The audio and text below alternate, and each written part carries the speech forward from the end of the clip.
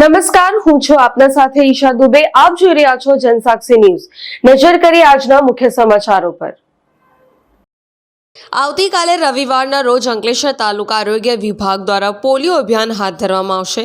અંકલેશ્વર અને હાસોડ તાલુકામાં કુલ 300 જેટલા બૂથ ઉપર 0 થી 5 વર્ષના બાળકો માટે પોલિયો રસીકરણ ઝુંબેશ હાથ ધરવામાં આવશે.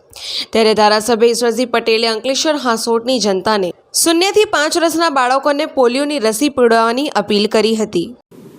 આવતીકાલે પોલિયો રસીકરણ થનાર છે, તેમાં અંકલેશ્વર મત વિસ્તારના લગભગ 300 જેટલા બૂથો દ્વારા 0 થી 5 વર્ષના બાળકોને પોલિયો રસીકરણ કરવાને કારણે પોલિયો મુક્ત ગુજરાત બને એ જે સરકારની નેમ છે, ત્યારે આવતીકાલે તમામ ગામના મારા વડીલોને, યુવાઓને, બહેનોને વિનંતી છે કે આપના ફળિયામાં આજુબાજુમાં 0 થી 5 વર્ષના બાળકો હોય એમને ફરજિયાત આ પોલિયો રસીકરણ કરાવીએ એવી આપને વિનંતી કરું છું. પિન્ટુ મોદી, જનસાક્ષી ન્યૂઝ, અંકલેશ્વર.